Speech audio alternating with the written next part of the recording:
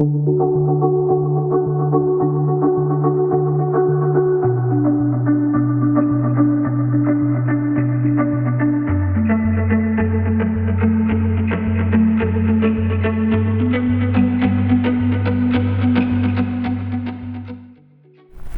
right, what's up guys? What's going on? So we are at the beginning of May. You can see I got the Green Dreams trailer with me here today. We are at another ecological landscape transformation. And you know, this is not your typical food forest install or kind of backyard makeover maybe that you see us do. Like, we're in a pretty crazy HOA. Like, everybody's got a pretty yard. We're right to the entrance to the neighborhood. And what makes this one so exciting, this was actually approved by the HOA. So we have approval for this entire project, and what I can tell you is in the front yard, we're not ripping a lot out. We're popping in some olives, we're popping in a couple of chash trees, we're putting some tropical sage in there. We're not getting too crazy. Where we're starting to do most of that wild work is gonna be on the side of the house, and that basically being the right side of the house, down that right property line. Both of those beds are gonna get much larger in size. They're gonna get natives, they're gonna get perennials, they're gonna get fruit trees. They're even gonna get some of that chop and drop. So the homeowner here is super excited about doing some chop and drop in the yard, getting out there, cutting back the Mexican sunflower. That kind of stuff gets me excited too. So let's look around. You guys ready to see this place? So where you see the green gardenia bushes up there by the front of the house, those are gonna come out to be olives. We're actually putting some japoticabas on the inside of the fence that'll be hooked to drip irrigation. And the front of the house is really keeping kind of most of that standard look. We've got the native kunti palm, there's some larope, there's some Aztec grass, there's some of your Thai plants, some variegated arboricola, a lot of your standard landscape stuff that you see everywhere. A couple of portocarpus trees up by the house, maybe the standard holly.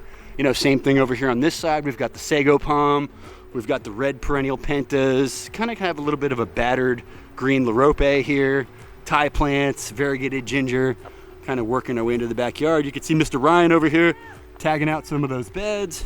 And then here's the right side of the property, and that entire bed on the right side is coming out. And there is a citrus tree in there, there's a guava tree in there, and there is an avocado in there that stays, but everything else is gonna be new. Yeah, so this is also not your typical HOA because the lots are a little bit bigger. I think the lot that this house is on is like an acre. He said he has, maybe it's even an acre and a half. 3/4 of an acre of his property is actually right in the lake. There's an epic little, I don't know what you would call it, island kind of peninsula, that's what I was looking for, that rolls out into the backyard where we're putting another bed.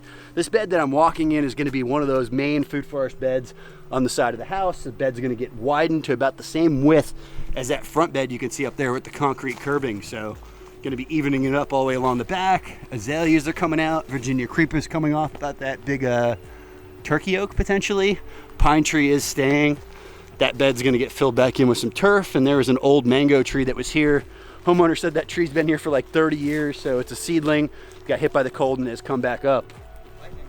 Lightning, that's right. Yeah, got hit by lightning. All right, back of the house. So we're in that zone 1 right off the back of the house, and this is gonna be mostly natives. A couple of perennials up here by the back door. A lot of dwarf firebush on the side of the house. It's gonna be took by the house. Some turmeric. And out here in the backyard, we're gonna have a bed kind of around one of these large oak trees that's gonna have a monstera to grow up the oak and some shampoo ginger around it. And something I wanna point out, and I forgot to mention when I was out in the front yard, this property is getting like 550 foot of epic pathways, shell paths with the aluminum edging along the sides with the mat on the bottom. So lots of epic paths going in here. I'm super excited to kind of show the before and after of this one. You know, is pretty much a grass hole. We're gonna be cutting down on a bit of the grass right now. You know, it's not gonna be your true permaculture kind of food forest makeover. Like I said, this is an ecological landscape. This is a kind of a permaculture hybrid, like what we like to call it.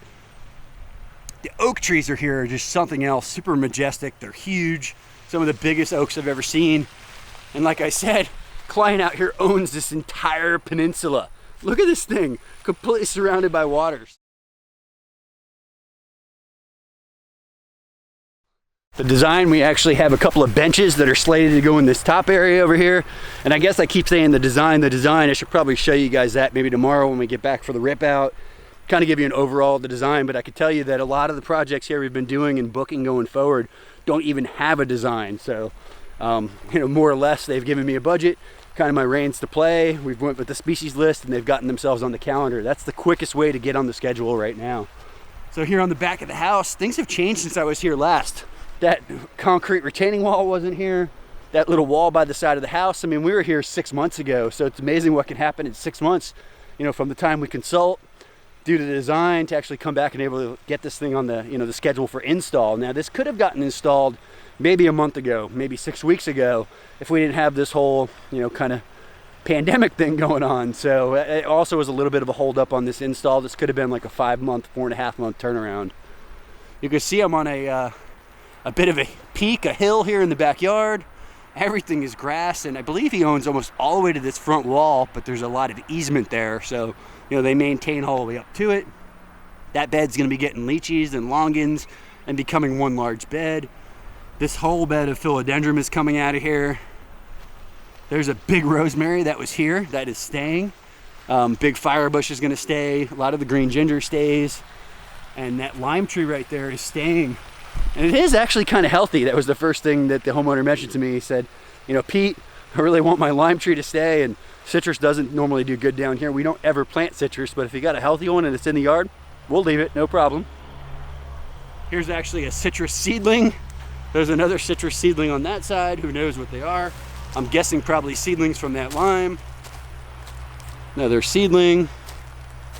Here's that variegated shell ginger. Just needs to get cleaned out a little bit. Otherwise, it doesn't look too bad. Here's the dwarf firebush. Not the true native Hemilia patens, but we are adding some more of this. And this can really stay nice and short up along the back of the pool cage. And you can see some of those limes we were talking about.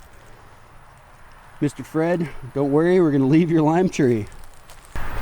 So not a ton of exciting stuff today other than the unbelievable transformation that's gonna be coming from this, but more or less this camera kind of getting in my hand right now is just to show you guys a before and after.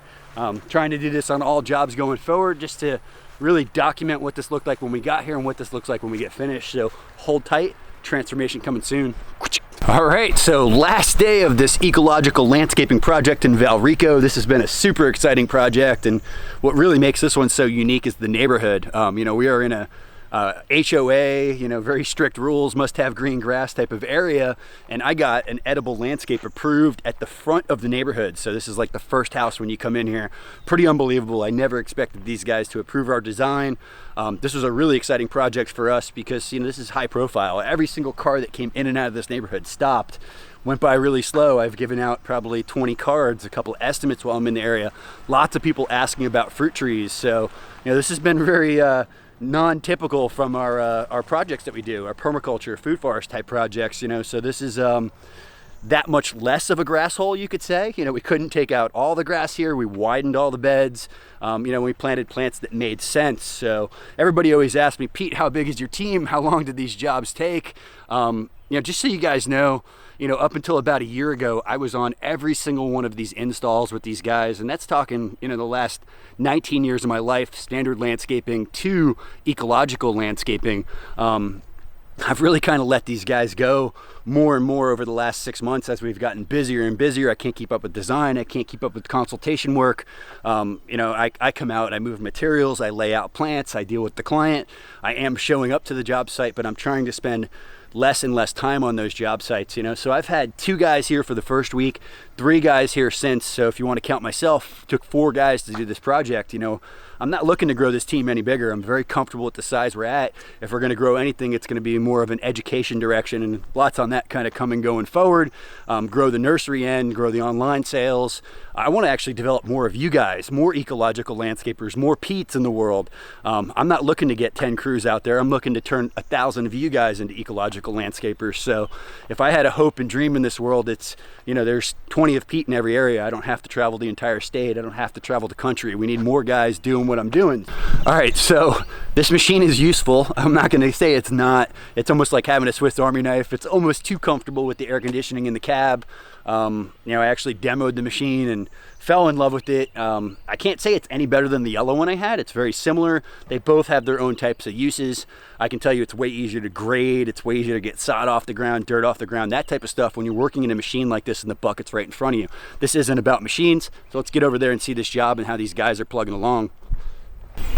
So something I want to point out that's really unique about this neighborhood, yes, we're in an HOA, yes, you're kind of required to have green grass, but every single house is different. There's huge grandfather oak trees, there's character. It's not like your cookie cutter neighborhood where there's 2 or 3 models throughout the entire neighborhood and everybody looks the same. This is an HOA that has a little bit of character, definitely a uniqueness to it with these big oak trees over me. I mean, I'm walking in pure shade right now in the center of the street. These are unreplaceable, so that's something I love to see when they do a development or a neighborhood and they actually try to work around those big trees. I notice more and more going forward here, all those trees just get cut out. They leave nothing behind. They think it's just cheaper and easier to replant. You can't replant the grandfather oak. These trees are irreplaceable. You couldn't buy this tree if you wanted to. All right, so looking into the backyard, you'll see that the beds got much larger. We really closed in on whatever amount of grass was here, probably cut it down about 50% over here in this east yard. Took out the mango tree that was in the center, took out the tree rings, and really the reasons for that were, the neighbor on this side, the neighbor on this side, they like seeing that lake. They want a little bit of a view shed through here, and that was something that they specifically talked about when we sent over our design, that we would try to focus so the neighbors still had kind of a viewpoint looking through the yard to see the water. So we have left that for them here. And I've been looking around the neighborhood since I've been in here. Like I said, I've done some estimates. I'm seeing other fruit trees. I'm seeing avocados, I'm seeing peaches, I'm seeing lychee, I'm seeing mango. So there are some other fruit trees in this area. Actually on this site, there was an existing citrus, an existing guava, an existing avocado. So there are already some other fruit trees in there. And out here by the road, we didn't change a lot. For the most part, this is the way it was when we got here. Really, the big changes are up by the house. You can see the big olive tree in there. And we still got the truck in the driveway. So really, I need to get this camera back out and do kind of a final video over after we get everything blown off, cleaned up. But I'm just gonna kind of walk you guys around now, show you some plants, show you the paths. Up here in this front bed, there's a lemon Cattleya guava on both ends.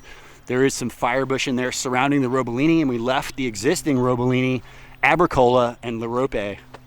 A lot of rudbeckia, mealy grass, peanut, mimosa throughout this bed, and kind of working your way down the property line edge. We have a Simpson stopper hedge.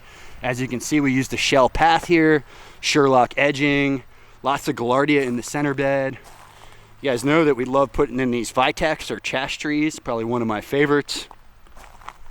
And as we're working our way around through the side bed, we have, we've got a peach, we've got a sweet almond, we've got beautyberry, we've got another variety of peach, we've got a plum, we've got a loquat, we've got another variety of plum. Here's that existing avocado I was just talking about. And then over here in the center of this bed, we've got a Adamoya. Up towards the front, there's a little everbearing mulberry. And you can see the avocado actually has some fruit on it. It's pretty exciting. Lots of Fakahatchee grass. You can see some bananas in back here. That's that Cardaba. And here's that existing guava that was here. Also has some fruit on it. Probably a Barbie pink or a white variety, but I don't really know that until we taste it. More of that Calicarpa americana, the beautyberry. And this area has an array of Dune sunflower, which will eventually kind of fill out the space. And there is some room over here. We could actually probably plug a fruit tree or two in. We're gonna do a follow-up in a few months and decide, what he really likes, where we want to fill some voids. So there is a couple of spots we could probably still plug some fruit trees in here. Banana pit, little bananas, and that's because things have been crazy since the whole COVID thing happened, and we cannot keep plants in stock. Most nurseries in the state of Florida are out of plants, so if you're thinking about getting the edible plant nursery business, now is the time. There is no such thing as competition. There could be another 100 of us, so that business is untapped. So you can see a really neat flowing pathway system coming out through that bed. Same thing over here on the right where Ryan's touching it up. And I always give shout outs to the nursery girls. I probably need to give more shout outs to the installers. So huge shout out to Ian and Ryan for always putting in hard work. Like, these guys don't mess around. They're out here at 6:30. They're working till 5 o'clock. They never complain. Long days, hard work. Doesn't matter what it is. These guys are always here, and that's really hard to come by. And that's another reason why I'm at the size I'm at. Black Suriname cherry along the house. Transitioning to pineapple guava, transitioning to Simpson stopper. Right outside the back door in that zone 1, we've got a banana pit. So you come out your house with the scraps, and you come right out here and you put them in the banana pit. Around the banana pit, we have peanut and mimosa, a couple of roselle. There's a couple of moringa over here on this side, a few cranberry hibiscus, pomegranate, loquat, fig, persimmon, avocado, ademoya, persimmon, papaya, and then we have a row of Turk's cap hibiscus. Another vitex over there. And this is all gaillardia out here along the edges, rudbeckia on the front side, a couple pineapple guava mixed in. Over here along the back of the house, we ended up just putting some dwarf firebush along the cage. On the ends, we have some galangal. In the center, we have some galangal, and then we have a small mango tree, which will be pruned and kind of kept dwarf right there where the bed kind of pushes out. You can see a dragonfly. Well, I don't know if you can see, but there's a dragonfly that just landed on the stake. And then walking up into this area, you could see that path comes down right off of the pool cage and follows you all the way out here into the backyard, where we have these beds around these trees that have some monstera, that have some different varieties of ginger, have some canna lilies. And this is just kind of a destination spot out in the backyard. You can see more canna, monstera, and eventually that'll kind of grow up onto these monster oak trees. Like this is at least 100-year-old live oak, beautiful tree, unreplaceable.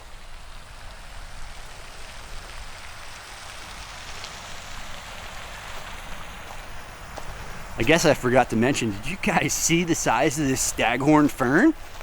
Like, holy moly. Look at that thing. Whoa. All right, so that's serious.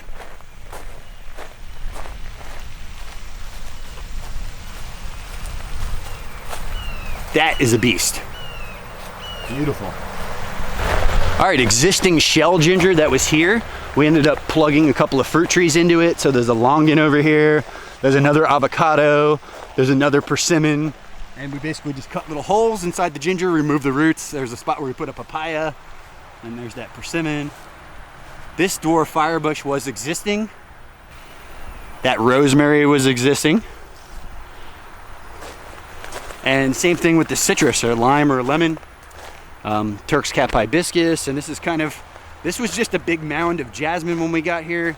We added some of these native tea bushes, papayas, fakahatchee grass. There's even some Mexican sunflower up here, blue porterweed, perennial peanut mimosa. We've got sweet almond. We've got the new variety of spiraling ginger here, which has the yellow edible flower. This one, you definitely want to get that little red part off the end of that. So when you get the red on there, it's definitely much sweeter, way sweeter. This variety over here is actually sweeter than that one even. And you can see the ant on there, and he's just after those sugars. And anytime we can get that little, I like to call it the red ringer at the bottom. Oh, and that one's covered in ants, so we're not going to eat it, but that will definitely make it a lot sweeter. So those guys are up there getting those sugars off that plant. And something I want to mention, I originally only had like 4 or 5 Mexican sunflower in this design. Fred, the homeowner, is totally excited about Chop and Drop, had me add a couple of extras. So this area's got 4 or 5 Mexican sunflower. The other side has 6 or 7, not a ton. We'll see if it's manageable. If we have to add more, we can always add more, but rather than taking any out, we figure it's better to start with less. Lots of different varieties of turmeric. We've got the green turmeric here, the blue turmeric here, the white turmeric here. And these are those big turmerics. And you can see they're already putting shoots up off the bottom. Another spiraling ginger, and there's some full-size red firebush in here. There's some monstera in here. A couple more of the beautyberry, vitex, salvia, and a couple more bananas down at the bottom.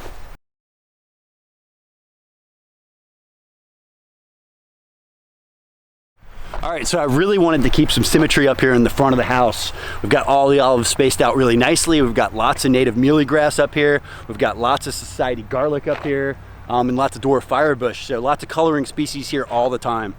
Oh, hey! Hey, pound dirt! Pound dirt, he says.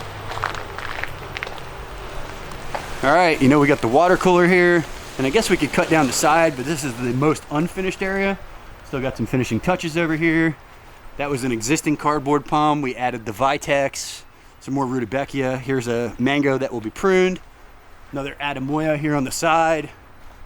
And there was some of these lemon lime sizzler. This is a new variety of firebush that were already here. We just relocated to this area.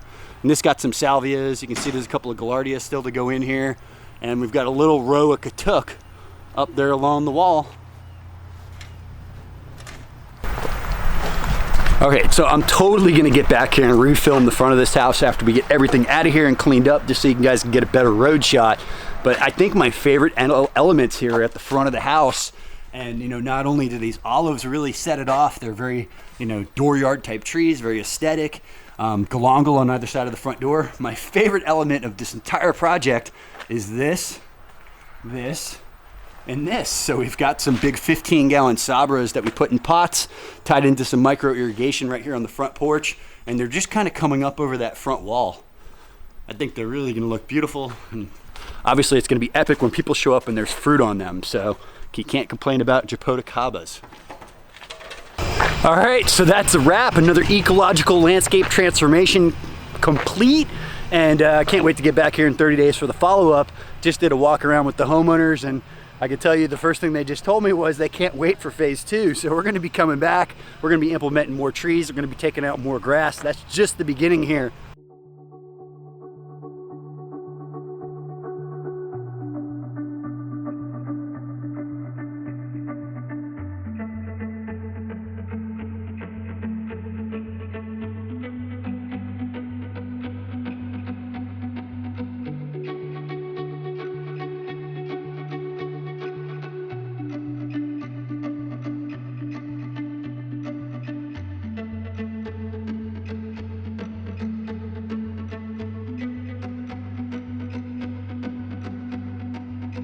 I think this one turned out pretty good. Hope you guys enjoyed it too. If you liked this video, be sure to hit that like button. If you haven't subscribed yet, please go ahead and do so. Most importantly, you know what we do around here? We pound dirt.